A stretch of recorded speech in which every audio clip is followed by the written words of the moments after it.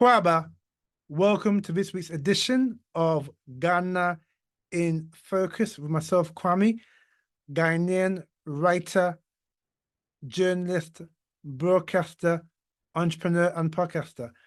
And in this week's edition of Ghana in Focus, it's a special.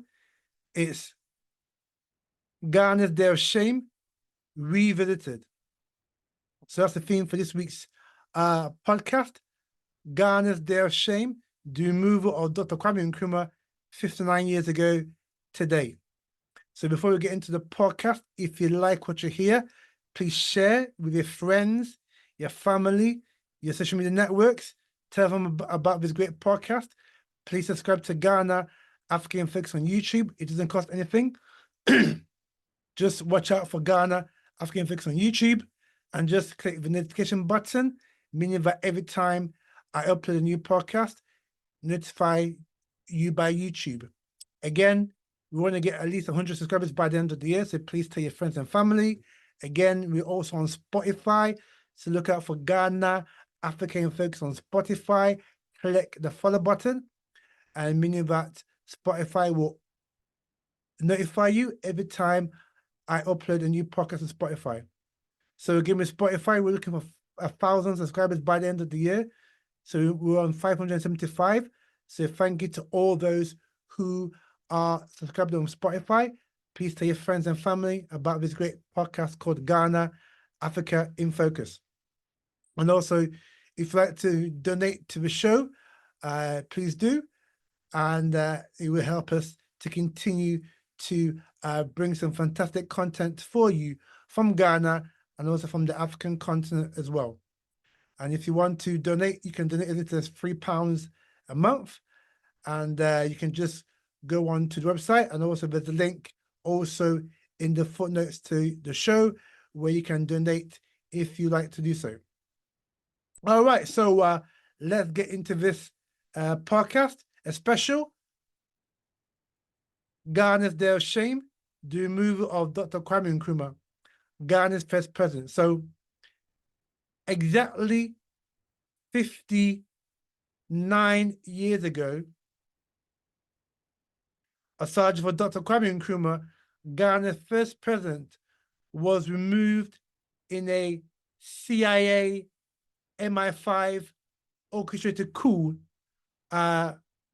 when he was on his way to Hanoi, present-day Vietnam, in 1966 to find a diplomatic solution to the war in Vietnam. Such was Nkrumah's status at the time that he was, sent by the United Nations to try and find a peace deal to end the war in Vietnam.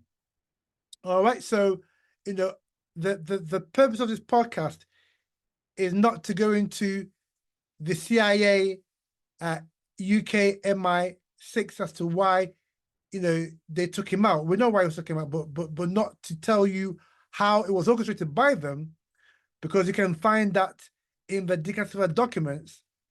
If you just put, Google CIA declassified documents, you can get all the information you need to know as to why the CIA and Britain's MI5, got rid of Kwame Nkrumah, and how they used, local saboteurs like J.B. Dankwa, like the US ambassador to Ghana at the time, and also renegade armed forces like Kotaka to actually get rid of Nkrumah.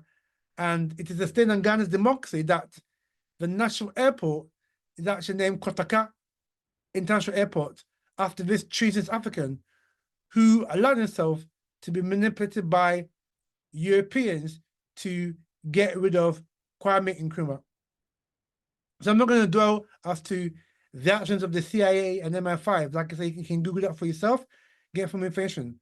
The purpose of this podcast is to tell you the reasons why Nkrumah was removed as president of Ghana by the Western forces. All right, so before I get into it in more detail, 24th of February, 1966 is Ghana's Day of Shame, because this marks the day that Assange for Kwame Nkrumah was removed from power in a blood bloodthirsty coup in Ghana, sponsored by America's CIA and also Britain's MI5, when they used, like I said, renegades from the Ghanaian army to stage this coup that would go with Nkrumah. So why did America and Britain, who were spearheads of this coup d'etat, why did they feel that Nkrumah had to go? So I'm going to give you 6 reasons why Nkrumah had to go. The first one is African unity. As you may or may not be aware, Kwame Nkrumah was at the forefront of the drive for African unity. And let's not forget, when Ghana got its so-called independence on March 6, 1957, Nkrumah said that Ghana's independence is meaningless unless it is linked to the total liberation of Africa. Now, what did he mean by that? Yeah. So this new country called Ghana, being independent, could not swim alone in a sea of colonial states unless those states were free and independent of colonial interference, colonial domination. And so Nkrumah was at the forefront of the drive for African unity, because Nkrumah understood that an Africa united, divided we fall. So if Africa was not united, it would be easier for the Western powers and others to divide the continent by picking out these smaller countries who were not yet free or independent. And so Nkrumah understood that a united Africa was the only way, that these entities, would be able to survive in the global context. And this is why he made a point at the famous Organization of African Unity speech in May 1965, because that's what it was called, the Organization of African Unity, today so-called African Union. He made it crystal clear that if Africa did not unite, or if Africa did not make plans to form a union, the enemy will sooner or later come to divide us and pull strings to make us tear each other apart for the sake of their diabolical purpose in Africa. And we see now what's happening in DR Congo with this vicious war for Congo's $30 trillion plus untapped resources. We see what's going on in Somaliland. We see what's going on in South African Republic. We see what's going on in the Sudan, a vicious civil war there. So Nkrumah foresaw all of this. This is why he was, he talked about unity day and night. Because he knew that Africa could not stand on its own as 54, 55 individual countries. By coming together, harmonizing the colonial boundaries that were drawn. And on that, you need to understand, listeners, that the map of Africa that you see today is an artificial map. That map was not drawn by Africans. That map was drawn by Europeans. And if you want more information, that map was drawn by wicked Europeans in the 1884-1885 Berlin Congress, with European powers met, and Russia. Yes, Russia was also invited to the Congress of Berlin that was organized by the then German Chancellor Otto von Bismarck. And they met at a round table in Berlin to carve up Africa like a pizza. So that was the genesis of the boundaries of the map of Africa that you see today. So Nkrumah was well aware of this, that these are artificial boundaries that are dividing us. That's why he wanted Africa to unite. And Africa united would be a powerful force in the world. So if Africa had heeded Nkrumah's call Africa today will be a major superpower, global superpower, bigger than India, bigger than China, bigger than the European Union, and bigger than the United States. Yeah. And particularly America and Britain could not countenance a united Africa. This is why Nkrumah had to get rid of, because he alone,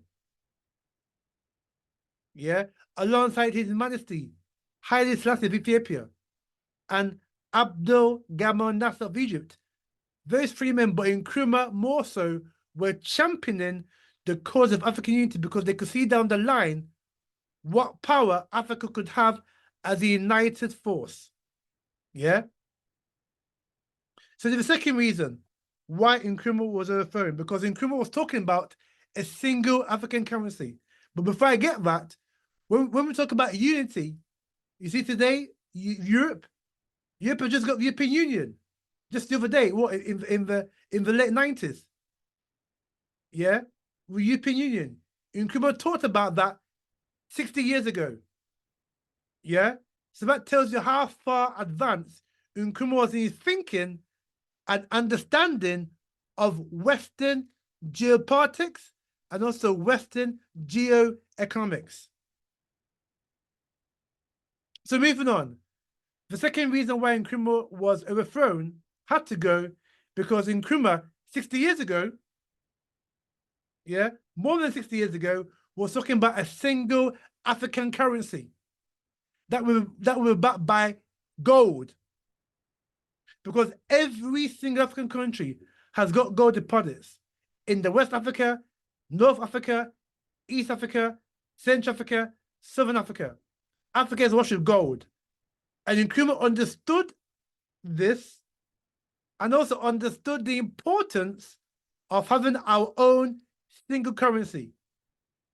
So, rather than having these currencies, particularly, the French-speaking African countries, which had the CFA, which was controlled by Paris, yeah, and then other countries like Ghana had the cedi at the time, Nigeria the naira, Gambia the dalasi, Kenya the Kenyan shilling, Tanzania the Tanzanian shilling, etc., etc. Nkrumah understood that if Africa united around a single currency, Africa will be a major player in world affairs because we've got one currency that could be used within the continent and also outside the continent. So within the continent, the second currency will be used to trade and do business with one another. And I'll go into that in a bit more detail in terms of doing business and trading with one another. Also, so rather than use these single different currencies that we have today, yeah, there will just be one currency, borderless currency. So there's no need for exchange rates. There's no need for, banking fees where you transfer money from one currency to another. There will be no need for,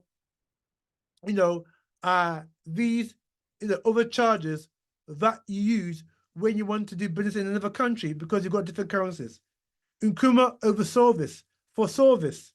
So this is why he advocated a single currency, right? Because internally, it will make Africa a much stronger body.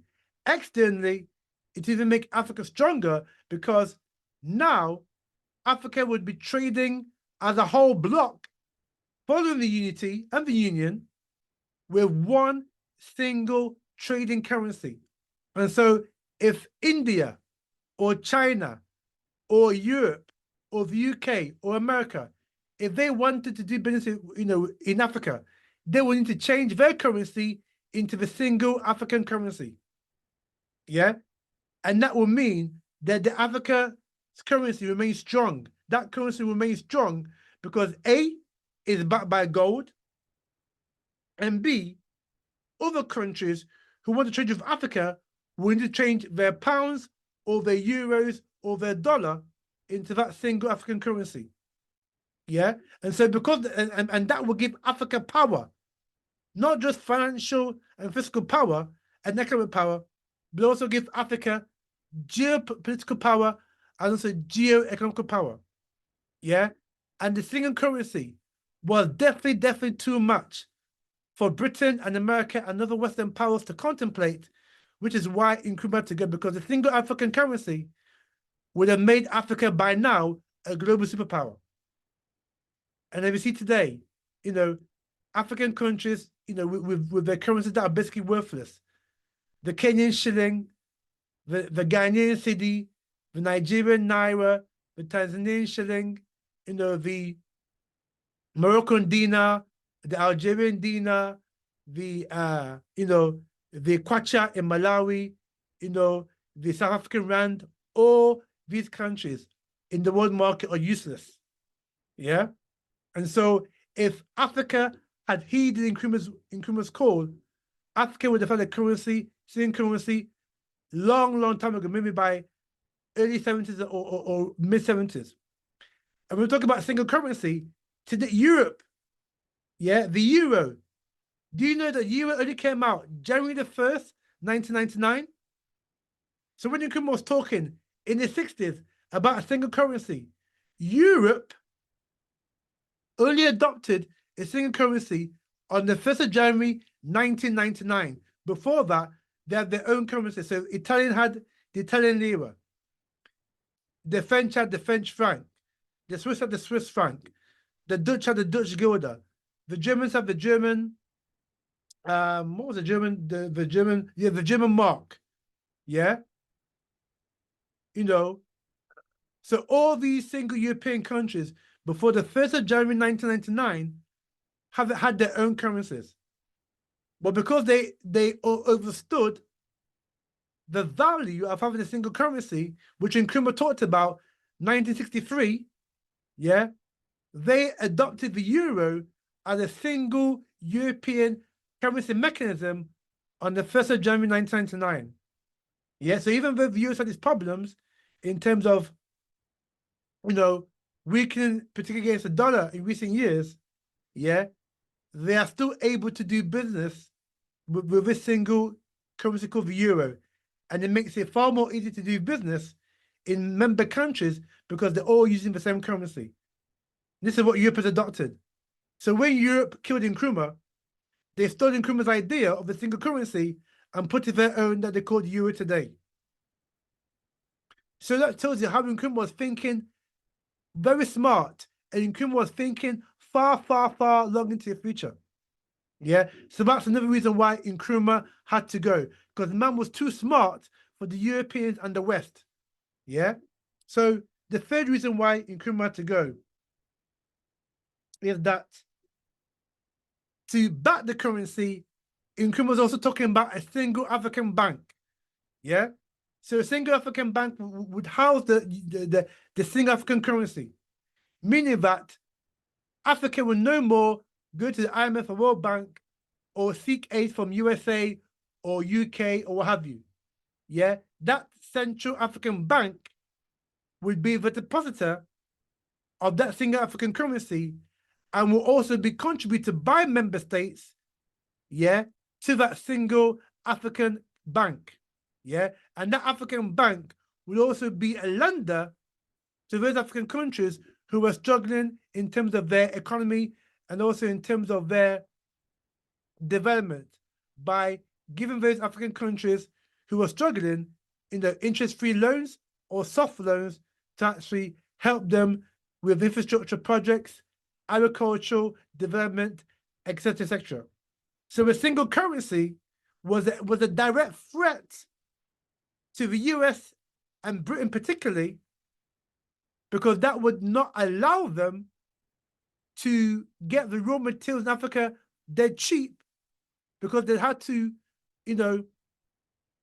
buy currency via the African Central Bank in order for them to get Africa's raw materials. And so this was a big no-no, and this is why Nkrumah had to go, because a single African currency would reflect African power, both internally and on the world stage, and also make Africa economically independent of Western agencies like the IMF, like the World Bank, like the International Monetary Community, and these other, Western geo-economic entities that borrow money today to African countries at exorbitant rates.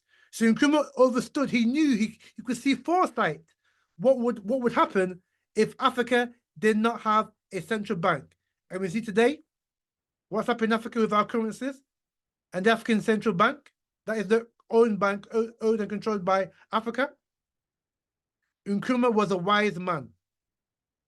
So the fourth reason why Nkrumah had to go, yeah, and I touched upon it earlier in terms of the unity, is the African trading bloc. So Nkrumah in 1963 was talking about one Africa trading bloc.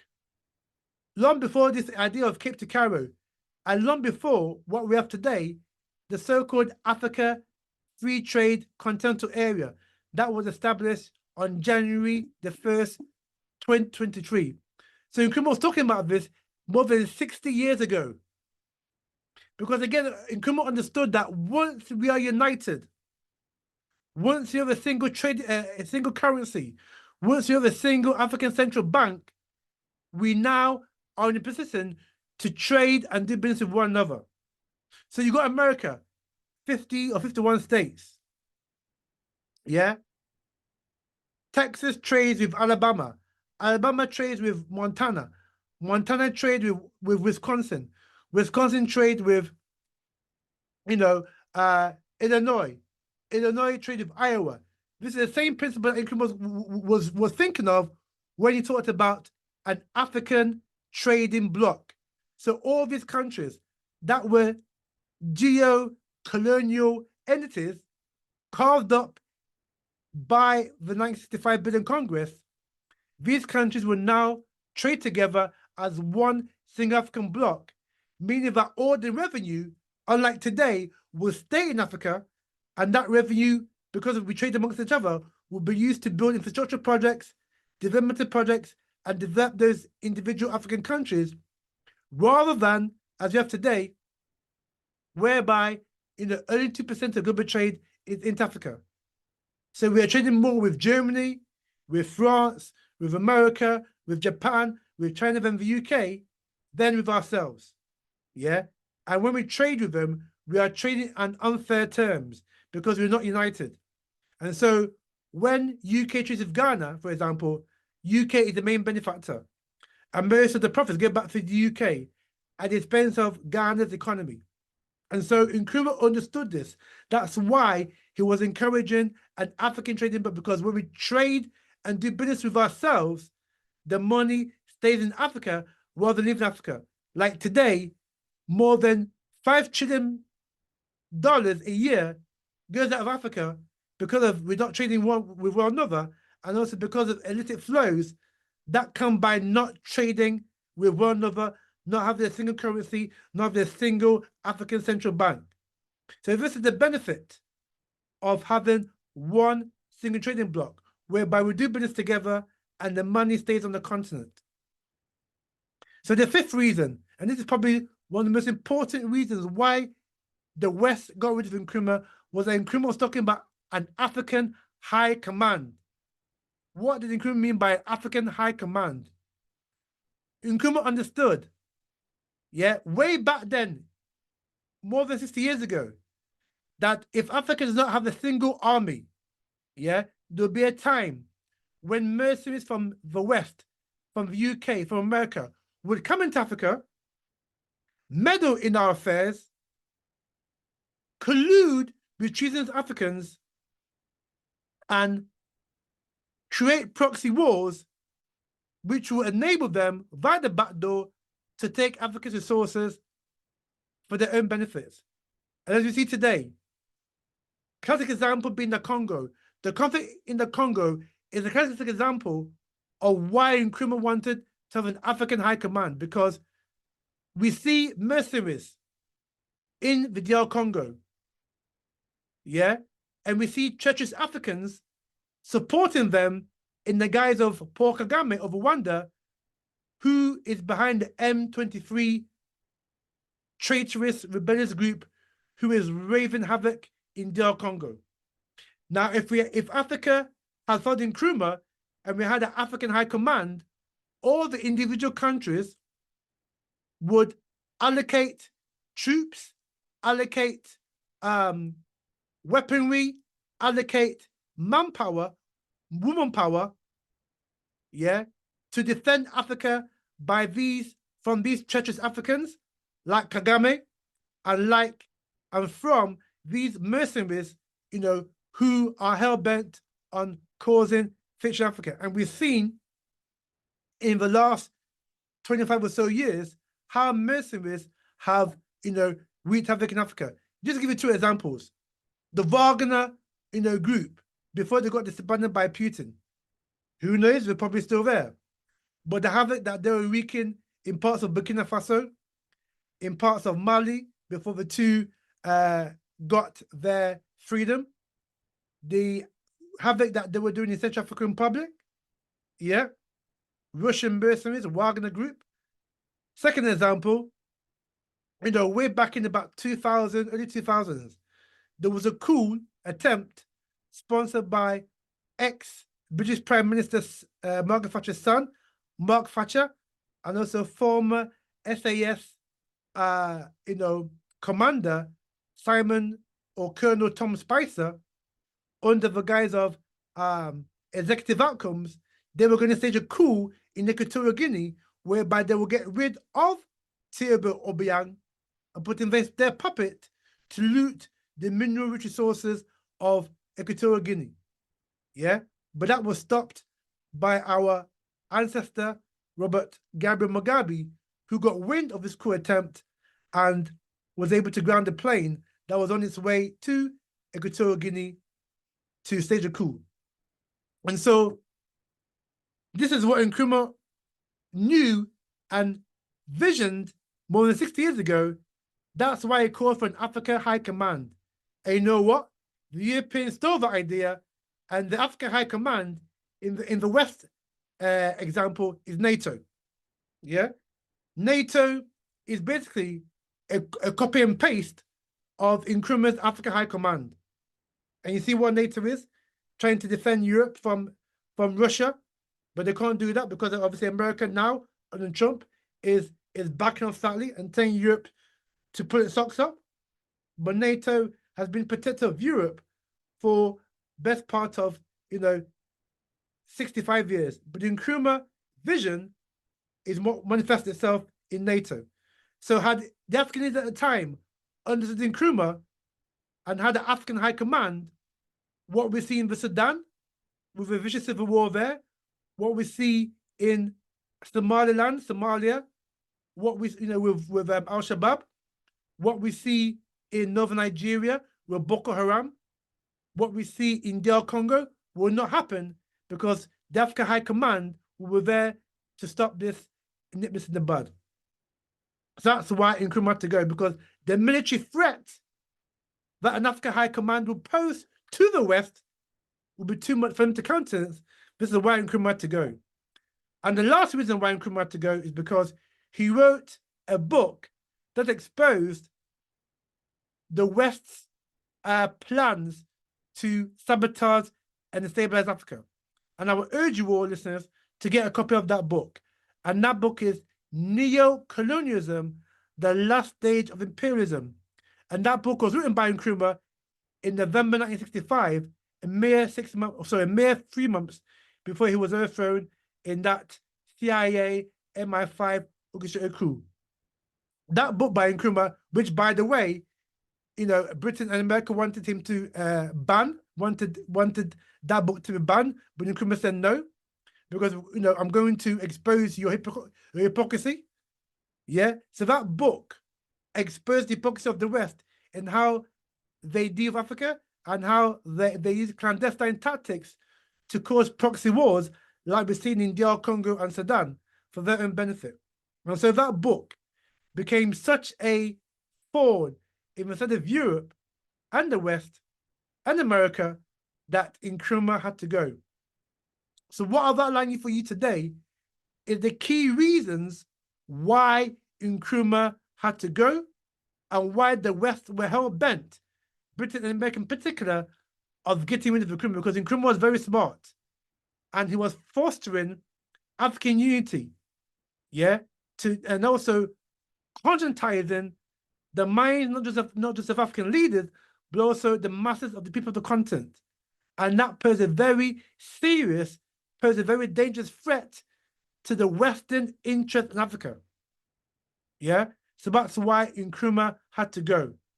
And that's why on that fateful day, on February 24, 1966, a sergeant for Dr. Kwame Nkrumah was on ceremony removed in that vicious coup that took place. And so this concludes this special edition of Ghana in Focus with myself, Kwame. Hope you've enjoyed the show. Please like the show. Please share to your friends, family, and social media networks. Subscribe to Ghana African Focus on YouTube. Subscribe to Ghana African Focus on Spotify. And also, if you'd like to donate to the show, I will leave you the link where you can donate as little as $3 a month. All right, so thank you very much for listening to this week's show. Until next week, goodbye for now, and we see you for some more great content from Ghana and from Africa.